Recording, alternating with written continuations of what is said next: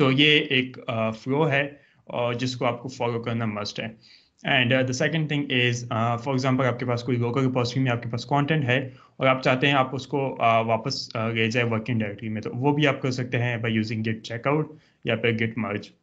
सो ये कुछ एडवांस है थोड़ा सा, उसके बारे में हम कुछ थोड़ा सा स्टडी करेंगे।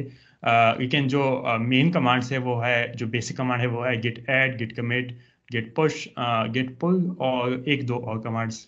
सो ये एक जनरल स्ट्रक्चर है जिसको आपको जिसका कॉन्सेप्ट आपको मस्ट होना चाहिए to use git and GitHub. Now hands on पे जाते हैं। So creating a local repository. So एक लोकल रिपोजिटरी बनाना बहुत ही आसान है। रिपोजिटरी बेसिकली आपके पास एक फोल्डर ही होता है, लेकिन उसमें कुछ एक आप उसको एक स्पेशल फोल्डर समझ गए। स्पेशल फोल्डर इसलिए है क्योंकि अगर आप उसमें कुछ चेंजेस कर दें, फॉर एग्जांपल मैंने आज कोड किया, कल मैं कोड करूँ, परसों एक हफ्ते तक मैं कोड कर दूँ, तो जितना कोड होगा आज आज जो मैंने किया है, कल मैंने किया है, इस तरह जितने दिन होगा उन सब का रिकॉर्ड मेरे पास होगा। तो अगर फॉर एग्जांपल 1 वीक के बाद मैं चाहता हूँ कि जितना कोड मैंने किया है, यहाँ पे जो डे 1 पे जो मेरा कोड था मैं उस पे जाना चाहूँ, तो वहाँ पे भी मैं आ सकता हूँ। सो दैट मीन्स लाइक आप एक आप अपने आप पास में जा सकते हैं। आपके पास जो कोड है, अगर आपके पास फॉर एग्जांपल आप कुछ कोड करते रहे और सडनली कुछ ऐसा हो जाए कि आपका जितना कोड है वो सब ख़राब हो जाए, या फिर कुछ इस तरह इशू आ जाए कि आप चाहते हैं कि आप वापस जाना चाहते हैं कोड में, या आपका जो प्रोजेक्ट है उसमें कुछ बग्स आ जाए, आप चाहते हैं कि आप वापस जाना चाहते हैं डे 1 पे, तो आप वो वापस जा सकते हैं कोड में। तो ये एक इस वजह से जो रिपोजिटरी होती है उसको आप एक स्पेशल फोल्डर कह सकते हैं। तो जो स्पेशल फोल्डर होता है, जो रिपोजिटरी होती है, उसको बनाने के लिए वो आप अपनी लोकल डिस्क पे बना सकते हैं easily just using this git init. So मैं अभी आपको बताऊंगा कि लाइक आप उसको कैसे बनाते हैं। सो बनाने का तरीका बहुत आसान है। आपको जस्ट जाना है अपने टर्मिनल में या कमांड प्रॉम्प्ट में, जो भी आप यूज़ करते हैं depending on your OS. So for me, मैं ऑपरेटिंग विंडोज़ यूज़ करता हूँ, सो मैं अपना कमांड प्रॉम्प्ट ओपन करूँगा और जहाँ पे आप बनाना चाहते हैं उस पाथ पे आप चले जाएं। फॉर एग्जांपल मैं चाहता हूँ कि मैं डेस्कटॉप पे चला जाऊँ, सो मैं डेस्कटॉप पे आ गया हूँ और मैं चाहता हूँ मैं यहाँ पे एक रिपोजिटरी बना दूँ। सो रिपोजिटरी बनाने के लिए मैं एक न्यू फोल्डर बना देता हूँ जिसका मैं नाम रख देता हूँ CSC, cyber security club, and then उसके अंदर मैं चला जाता हूँ। सो ये जो 3 कमांड्स मैंने यूज़ किए, CD, mkdir और CD डॉट डॉट, ये जस्ट नॉर्मल कमांड्स है, इसका गिट के साथ कोई ताल्लुक नहीं है।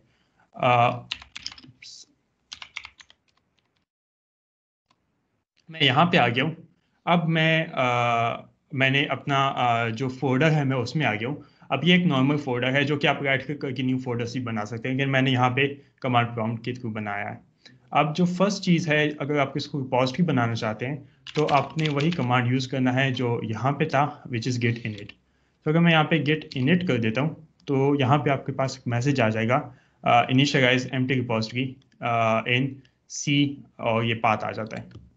सो अब अगर मैं इसको ओपन कर देता हूँ यूजिंग माई VS कोड। सो अगर कोई VS कोड यूज़ करता है, सो VS code is just text editor जो आप कोडिंग के लिए यूज़ कर सकते हैं। तो कमांड प्रॉम्प्ट से अगर आप उसको यूज़ करना चाहें तो आप जस्ट कोड स्पेस डॉट लिखते हैं, क्योंकि उसका एक शॉर्टकट है, तो उससे आपके पास वही फोल्डर ओपन हो जाता है। सो ये मेरे पास एक फोल्डर ओपन हो गया। और अगर मैं इस फोल्डर को आपको यहाँ पे डेस्कटॉप पे दिखाऊं तो आपके पास एक हिडन फोल्डर बना होगा। Just give me a second.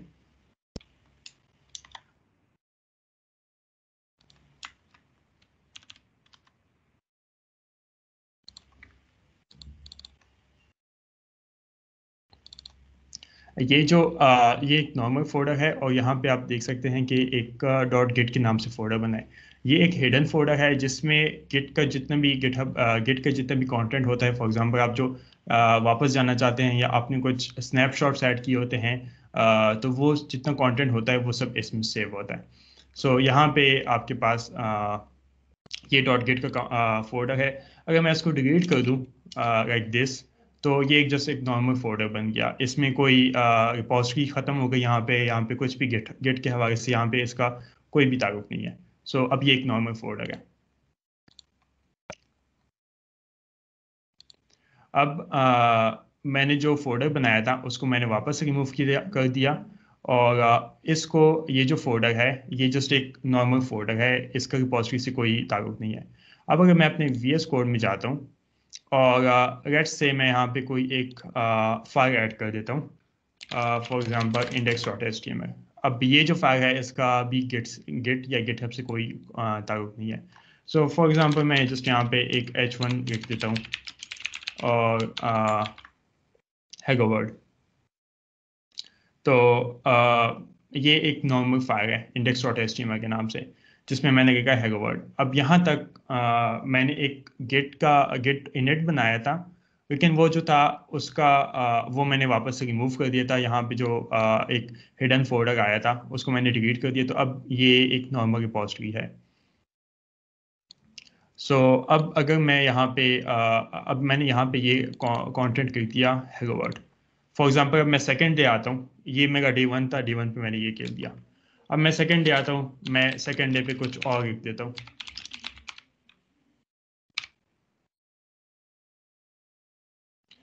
ये मैंने सेकंड डे पे लिख दिया। अब मैं तीसरे दिन आ गया, तीसरे दिन मैं फिर कुछ और लिख देता हूँ। ये 3 दिन हो गए। सो अब इस केस में तो मैंने जस्ट वन लाइन लिखी है, तो मुझे पता है कि फर्स्ट डे पे मैंने ये लिखा था, सेकंड पे ये था और थर्ड पे ये था। तो अब अगर कोई इस तरह केस हो कि लाइक आप 2-3 1000 लाइन्स का कोड लिखे एक ही दिन पे, या कोई 5-6 फंक्शन बना दे एक एक दिन पे, फिर दूसरे दिन आ जाए फिर उस पर 7-8 फंक्शन बना दे, फिर तीसरे दिन इस तरह फंक्शन बना दे, तो आपको याद नहीं होगा कि मैंने उस दिन क्या किया था, मैंने आज क्या किया है। या फॉर एग्जांपल इस तरह हो कि आपने आपके आपका जो कुलीग है या जो क्लासमेट है, उसने प्रोजेक्ट में कुछ चेंजेस किए हैं, और जिसकी वजह से कुछ चेंजेस फिक्स हो गए, लेकिन उसके रिजल्ट में कुछ और एडिशनल बग्स आ गए। तो अब आप चाहते हैं, फॉर एग्जांपल उसने ये जो सेकंड डे का कोड है, इसमें कुछ इस तरह से ये कुछ बग फिक्स हो गए, लेकिन उसके साथ ही कुछ एडिशनल बग्स आ गए। तो अब अगर एक नॉर्मल जो कोड है, अब अगर मैं इसमें चाहता हूँ कि मैं उसको उन चेंजेस को मैं फिक्स कर दूँ, तो उसका एक सोल्यूशन तो फिर मेरे पास ये है कि मैं वापस से या तो मेरी याददाश्त इतनी अच्छी हो कि मैं एक एक चीज़ मुझे याद हो एग्जैक्टली क्या हुआ था, कौन सी लाइन चेंज हुई थी, किस फाइल में चेंज हुई थी। इस केस में तो मेरे पास जस्ट index.html है, लेकिन कुछ ऐसे जो कॉम्प्लेक्स प्रोजेक्ट्स होते हैं उसमें 1000 लाइन्स ऑफ कोड होता है, और रोज़ाना 100 लाइन्स ऑफ कोड की चेंजेस होती है, तो उस केस में हर किसी को ये याद नहीं होता कि मैंने क्या चेंज किया था। जितनी भी चेंजेस है, जितना भी रिकॉर्ड है, गेट आपको हेल्प करता है कि जितना रिकॉर्ड है, जितना हर दिन जितने जितने चेंजेस होते हैं वो सब आपके पास एक रिकॉर्ड बनता है, और जब भी आप चाहें, डे 1 का कोड हो गया, डे 2 का कोड हो गया, डे 3 का हो गया, जितनी भी चेंजेस की आपने, तो वो सब चेंजेस जो है वो आपके पास गेट की वजह से आप वापस जा सकते हैं, आप उनको देख सकते हैं, आप अगर उनमें कोई इशू है तो आप वापस जाके उनको फिक्स कर सकते हैं।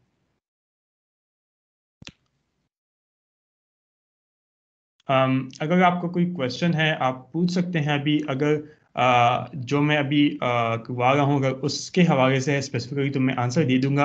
अगर उसका जवाब कुछ ज़्यादा लंबा बनता है तो फिर मैं वो at the end of the session दे दूंगा। मैंने गेट का जो हिडन फोल्डर था वो मैंने इसलिए डिलीट किया ताकि मैं आपको बता दूं कि अब जब मैंने वो फोल्डर डिलीट किया, तो ये जो फोल्डर था ये वाला जहाँ पे वो डॉट गेट का फोल्डर था, सो अब ये जब मैंने उसको डिलीट कर दिया तो फिर एक नॉर्मल फोल्डर बन गया विंडोज़ का, जो कि आप राइट क्लिक करके न्यू फोल्डर से ऐड करते हैं। जब जब तक हमारे पास था तब ये एक स्पेशल फोल्डर था, रिपॉजिटरी थी, हमें वो डिलीट नहीं करना चाहिए था, लेकिन मैंने जस्ट बताने के लिए किया कि अगर आप उसको रिमूव कर देते हैं तो आपके पास फिर से वो रिपॉजिटरी वाला जितना स्पेशल फीचर्स होते हैं वो ख़त्म हो जाते हैं, और आपके पास एक नॉर्मल फोल्डर आ जाता है। एक क्वेश्चन है कि if you are using git for version control only then no need to for online repos guide. अगर आप यहाँ पे कोड कर देते हैं, फॉर एग्जांपल ये कोड है मेरा, मैंने इसको रिपोजिटरी में ऐड कर दिया, मैं कोड करते जाऊँ। अब मैं मेरा एक FY फीचर है, मैं अपने दोस्त के साथ उसको शेयर करना है मैंने, तो वो मैं तो या तो USB उठाऊंगा, उसको प्लग करके उसमें ऐड करूंगा, वो पे मैं जाऊंगा उसके घर, उसको दूंगा, या फिर मैं उसको व्हाट्सएप पे भेजूंगा या फिर ईमेल पे भेजूंगा। तो फिर वो वहाँ से कॉपी करेगा, वहाँ से यूज़ करेगा उसको, जिसमें और भी कुछ मसले आ जाते हैं। फॉर एग्जांपल जो डिपेंडेंसी होती है, जो डिपेंडेंट मॉड्यूल्स होते हैं एक्सेट्रा, तो उसमें फिर वही इशू आएंगे। लेकिन अगर आप इसको गिटहब पे अपलोड कर दें, तो आपको ना ईमेल करने की ज़रूरत है, ना उसको व्हाट्सएप के थ्रू भेजने की ज़रूरत है, ना फिर USB में ऐड कॉपी करके उसके घर जाके उसको देने की ज़रूरत है। जैसे आपने कोड किया, यहाँ से कोड आपने गिटहब पे ऐड कर दिया, और आपकी दोस्त ने जस्ट गिटहब से डाउनलोड किया और उसको यूज़ किया। सो इस वजह से आपके पास गिटहब मस्ट है। अगर आप जस्ट अपने रिपोजिटरी, अगर आप अपने कुछ ऐसा कोड है जो आप नहीं दिखाना चाहते किसी और को, या फिर आप जस्ट प्रैक्टिस के लिए कर रहे हैं, जस्ट आप गिट को यूज़ करने के लिए, फॉर एग्जांपल आप गिट प्रैक्टिस करने के लिए कर रहे हैं जितनी कमांड्स है, तो फिर तो अगर आप अपने लोकल रिपोजिटरी पे कर दें, कोई इशू नहीं है। लेकिन अगर ऐसा कोड है जो आप फॉर एग्जांपल इन फ्यूचर आप जॉब इंटरव्यूज के लिए जाएं, तो वहां पे आप दिखाना चाहेंगे मैंने ये कोड किया था या ये चीज़ मैंने बनाई थी, तब वो आपको गिटहब पे अपलोड करना मस्ट है। इंडेक्स जो है वो अभी लोकल रिपोजिटरी में नहीं है, अभी हमारे पास कोई रिपोजिटरी नहीं बनी। रिपोजिटरी हमने बनाई थी स्टार्टिंग में, लेकिन उसके बाद मैंने उसको डिलीट किया था, यहाँ पे राइट क्लिक करके डिलीट, जो हिडन फोल्डर था। जब वो डिलीट हो गया, तब उसके बाद हमारे पास कोई रिपोजिटरी नहीं है, अब यहाँ पे कोई रिपोजिटरी नहीं है। रिपोजिटरी मैं अभी बनाऊंगा। रिपोजिटरी जो बनी थी वो मैंने रिमूव की बाय डिलीटिंग .git का फोल्डर जो था। तो जब वो फोल्डर रिमूव हो गया, तो रिपोजिटरी भी खत्म हो गई, अब एक नॉर्मल फोल्डर है।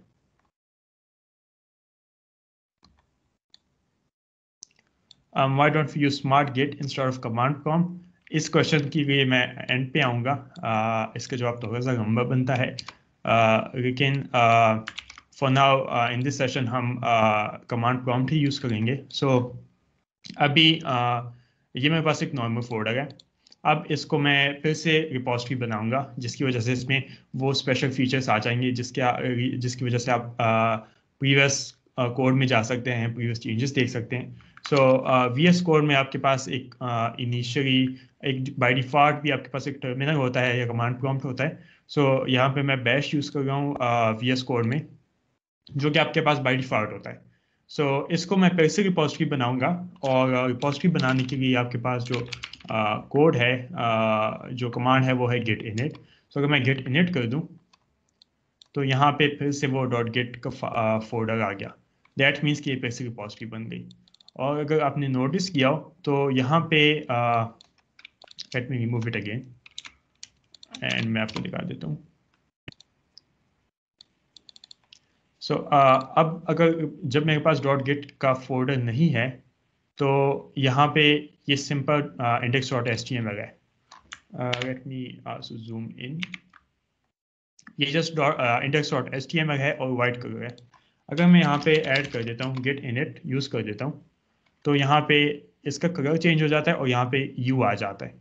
सो U का मतलब है अनट्रैक्ड। U जब होगा उसका मतलब है ये जो कोड है ये वर्किंग डायरेक्टरी में है, जो कि मैंने आपको स्टार्टिंग में फ्लो दिखाया था कि वर्किंग डायरेक्टरी होती है, उसके बाद स्टेजिंग एरिया होता है, उसके बाद लोकल रिपोजिटरी होती है, और उसके बाद रिमोट रिपोजिटरी होती है।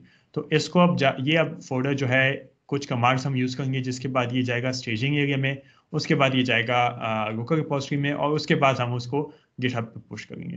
तो जब आपके पास यू होगा, दैट मीन्स कि ये वर्किंग डायरेक्टरी में है।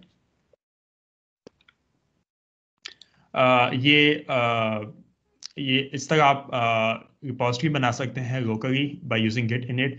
गिट नॉर्मल गिट है, जब भी आपने कोई गिट कमांड यूज़ करना होगा तो आपको ये गिट यूज़ करना है, और जब भी रिपोजिटरी बनानी है तो init. Init means initialize. So ये इनिशियलाइज की शॉर्ट फॉर्म है, so git init which means git initialize. आप इस कमांड को नेम चेंज नहीं कर सकते, ये एक कीवर्ड है इनिशियलाइज, इसको चेंज नहीं कर सकते। आप जो आपका जो फोल्डर होता है, for example in my case CSC है, तो इसको आप चेंज कर सकते हैं, CSC की बजाय आप कोई और नेम दे सकते हैं। और जो मेरा एडिटर है वो है VS कोड, और ये भी एक ओपन सोर्स है bye Microsoft. So now this was के आप ऐसे एक लोकल रिपॉजिटरी बनाए, एंड अब हम कुछ और चेंजेस पे जाते हैं, कुछ और एडिशनल कमांड्स पे। सो जब आपके पास एक चेंज आ गया, जब आपके पास एक रिपॉजिटरी बन गई, तब हमने स्टार्टिंग में देखा था गिट फ्लो में यहाँ पे कि एक एक वर्किंग डायरेक्टरी होती है, उसके बाद स्टेजिंग एरिया, उसके बाद local repository. So local repository में जाने के लिए आपके पास एक टर्म यूज होता है जिसको कहते हैं कमिट्स। सो आपको हर कोड को कमिट करना होता है to move it from this area to this one to the local repository. So उसके लिए हमारे पास कमांड्स है। फर्स्ट कमांड होता है गिट ऐड, एंड फिर जो उसको स्टेजिंग एरिया में ले जाता है। उसके बाद सेकंड कमांड होता है गिट कमिट, जो उसको लोकल रिपॉजिटरी में लेके जाता है। सो अगर हम किसी फाइल को वर्किंग डायरेक्टरी से स्टेजिंग एरिया में ऐड करना चाहते हैं, पुश करना चाहते हैं, तो हमारे पास जो कमांड होता है वो होता है गिट। अगेन गिट जो है हमेशा आपने गिट यूज़ करना है स्टार्टिंग में, ताकि कमांड प्रॉम्प्ट को पता चल जाए कि ये गिट का कमांड है। स्पेस ऐड, ऐड कीवर्ड है, आप ऐड को चेंज नहीं कर सकते। ऐड का मतलब होता है कि उसको move from working directory to staging area. और फिर थर्ड आपके पास आता है फाइल नेम। तो जिस कमांड को आप सेंड करना चाहते हैं, तो उसके लिए आपके पास आता है फाइल नेम। सो ये एक ये कमांड है दूसरी, कि git add space file name. why is there a need for staging area? Staging area की नीड इसलिए है कि आपकी जो फाइल्स है आपको पता चल जाए कि या तो एक तो यह है कि आप एक्सीडेंटली उनको लोकल रिपॉजिटरी में सेंड ना कर दो, क्योंकि अगर आपने एक्सीडेंटली सेंड कर दी तो वो एक पूरा कमिट बन जाता है, जिसकी आपके पास हमेशा एक हिस्ट्री होगी। तो स्टेजिंग एरिया में ऐड करने के लिए एक कंफर्मेशन चेक है कि आपने स्टेजिंग एरिया में ऐड कर दिया, आप फिर से अपनी फाइल्स देख कर कि यही फाइल्स है जिनको मैं कमिट करना चाहता हूँ, यही है, तो फिर आप उनको कमिट कर दें। अगर आप उसको डायरेक्ट सेंड करना चाहते हैं, तो उसका भी एक शॉर्टकट होता है, एक शॉर्ट कमांड होती है जो मैं आपको बाद में बता देता हूँ। लेकिन बेसिकली ये कंफर्मेशन मैसेज के लिए आप उसको यूज़ करते हैं।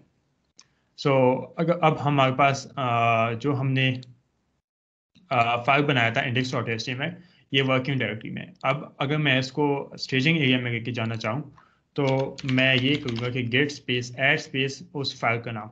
सो उस फाइल का नाम है index.html। तो जब मैं यहाँ पे ये कमांड ऐड करूँगा, इंटर करूँगा, तो फिर इस जगह को नोटिस कीजिए। अब जैसे ही मैंने कमांड ऐड किया, तो यहाँ पे ए आ गया। सो ए मीन्स कि ये ऐड हो गया, ए मीन्स कि ये स्टेजिंग एरिया में आ गया। सो जब यू होगा दैट मीन्स कि ये फर्स्ट स्टेज में है, विच इज़ वर्किंग डायरेक्टरी। जब ए होगा दैट मीन्स कि ये स्टेजिंग एरिया में है, विच इज़ सेकेंड स्टेज। किसी का क्वेश्चन है कि give a brief intro on how to use desktop application of GitHub. Desktop application बहुत ज़्यादा इजी है। अगर आपको ये चीज़ आ जाए, थोड़ा सा आइडिया हो जाए कि आप ऐड कैसे करते हैं, कमिट कैसे करते हैं, तो आप बगैर किसी ट्यूटोरियल की आप जो डेस्कटॉप वर्जन है वो यूज़ कर सकते हैं। सो अगर आपको ये टर्मिनल वाला आइडिया हो जाए, तो आप उसको भी यूज़ कर सकते हैं। एंड सेकेंडली इस वर्कशॉप में हम ऑलरेडी हम ये वाला यूज करेंगे। So if we go to that, so फिर सेशन बहुत ज़्यादा लंबा हो जाएगा। सो अगर आप इसको समझ गए, तो वो भी आपको आसानी से समझ आ जाएगा। Can you explain a better thing? So जब आपके पास वर्किंग डायरेक्टरी में फाइल होती है, जो फर्स्ट एरिया होता है, स्टेजिंग एरिया से पहले जो स्टेज होता है, तब आपके पास यहाँ पे यू आता है, जो अल्फ़ाबेट होता है। तो यू मीन्स कि ये वर्किंग डायरेक्टरी है। जब आप इसको ऐड कर देते हैं, जब आप इसको अपने फाइल को स्टेजिंग एरिया में मूव कर देते हैं, तो यहाँ पे आपके पास ए आ जाता है। सो आई एम नॉट श्योर कि ये बाकी ब्राउजर्स, बाकी एडिटर्स में आता है, लेकिन अगर आप VS कोड यूज़ करते हैं, विजुअल स्टूडियो कोड, तो आपके पास उस चीज़ की पहचान यहाँ पे इन वर्ड्स से हो सकती है, इन अल्फाबेट से। सो बाकी जितने एडिटर्स हैं उनका मुझे कोई आइडिया नहीं है, लेकिन अगर आपने VS कोड यूज़ कर रहे हैं, तो आपके पास जो वर्किंग डायरेक्टरी होगी वो यू होगा। अगर जब आपके पास फाइल स्टेजिंग एरिया में आ जाएगी तो फिर आपके पास ए आएगा। सो अब A मीन्स कि ये जो है ये स्टेजिंग एरिया में आ चुका है and now there is one more step to send it to the local repository.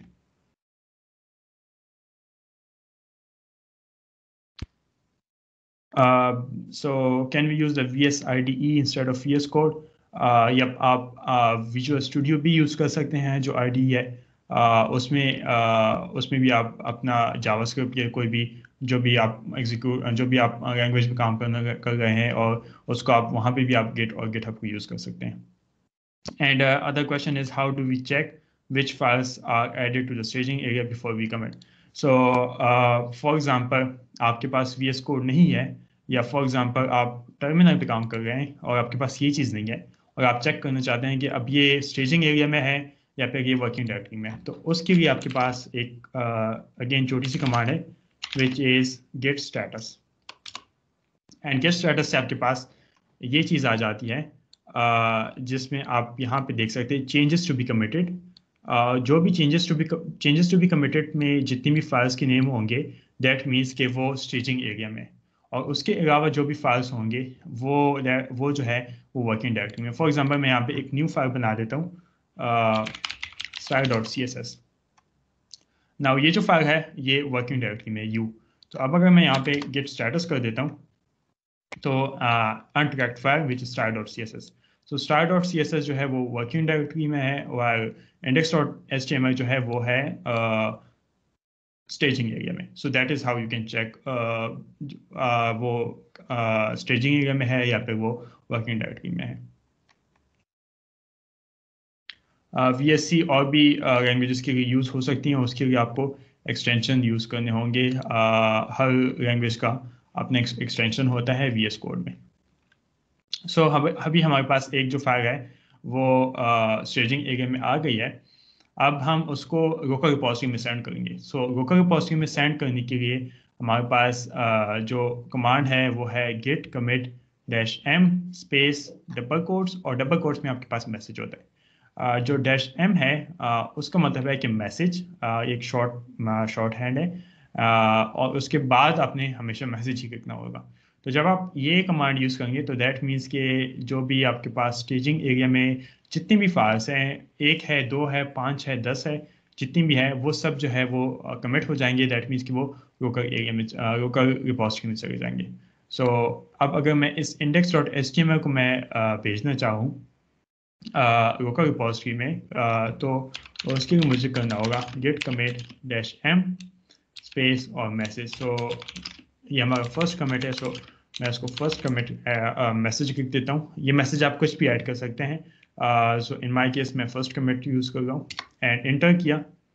सो अभी आप यहाँ पे देखेंगे कि वहाँ से जो वो ए था या यू था वो दोनों हट गए और जस्ट ये वाली जो फाइल है ये यू है। दैट क्योंकि ये जो है ये वर्किंग डायरेक्टरी में है और ये जो है ये index.html ये लोकल रिपॉजिटरी पे आ गई। अब अगर मैं यूज़ करता हूँ गेट स्टेटस तो मेरे पास जस्ट ये फाइल आ गई है एंड दैट मीन्स कि ये वाली वर्किंग डायरेक्टरी में है एंड ये जो है ये लोकल रिपॉजिटरी पे जा चुकी है। एक क्वेश्चन है कि हाउ टू अनस्टेज, विच मीन्स कि अगर आपके पास स्टेजिंग एरिया पे कोई फाइल आ गई और आप चाहते हैं कि वो वापस भेज दें। सो देयर आर 2-3 कमांड्स हैं जिसमें मैं अक्सर कंफ्यूज हो जाता हूँ। So just give me a second, let me check that.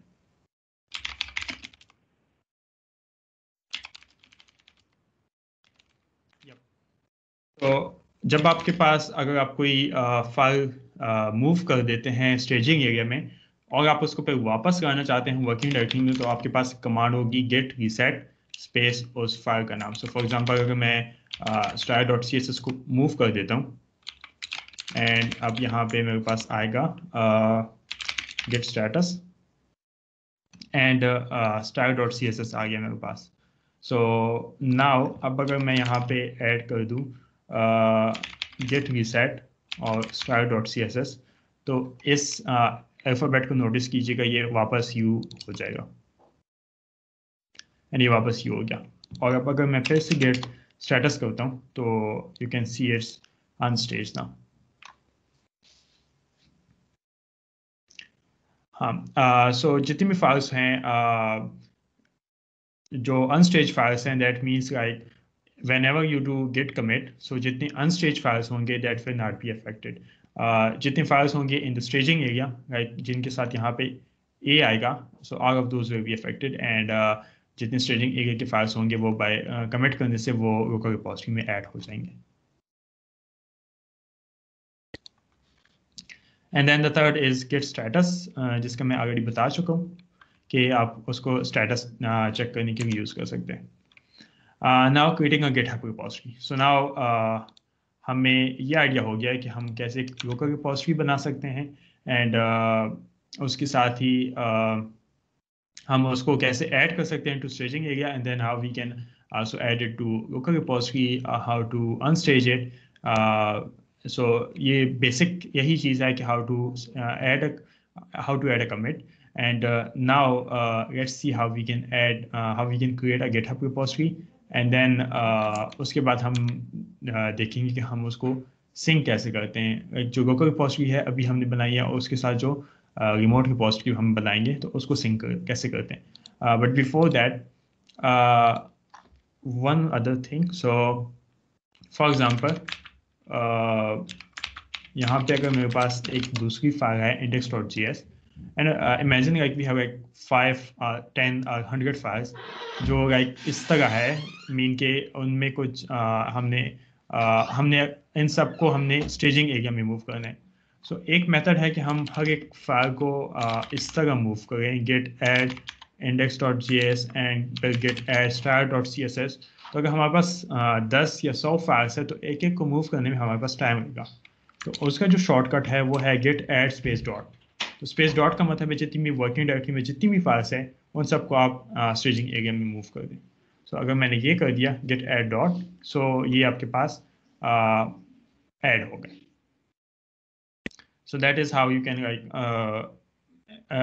with just one command you can move all of the files that is in working directory to your staging area.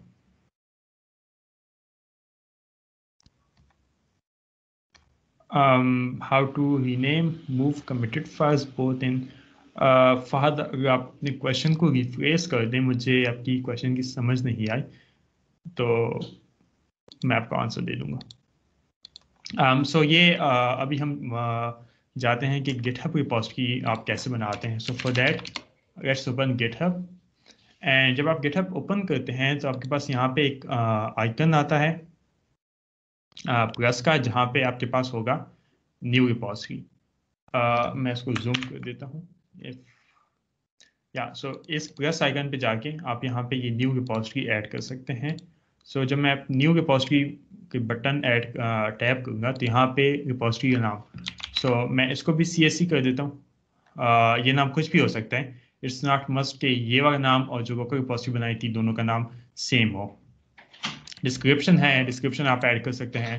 आप उसको public करना चाहें या private करना चाहें. Public means के कोई भी उसको एक्सेस कर सकता है. प्राइवेट मीन्स के जितने आप, अगर आप उसको प्राइवेट कर देते हैं तो फिर जो लोग आप खुद से ऐड करेंगे उन्हीं को एक्सेस होगी. इट्स जस्ट लाइक कि आप, अगर आपके पास कोई गूगल ड्राइव है या फिर वन ड्राइव है, उस पर अगर आप कोई चीज़ पब्लिक कर देते हैं तो वो हर कोई एक्सेस कर सके. अगर प्राइवेट होती है तो फिर आपने एक ईमेल के थ्रू उनको इन्विटेशन भेजना होता है, उसके बाद ही वो उसको एक्सेस कर सकते हैं. तो ये वही चीज़ है, और इन चीज़ों में नहीं जाते. ये जस्ट एक एडिशनल फाइल्स होती है. लाइक आप अगर उसमें लाइसेंस ऐड करना चाहें, ये जैसे एक एडिशनल फाइल बना देती है. ये भी एडिशनल फाइल बनाती है और ये भी बना देती है. So let's for now let's skip this and create repository.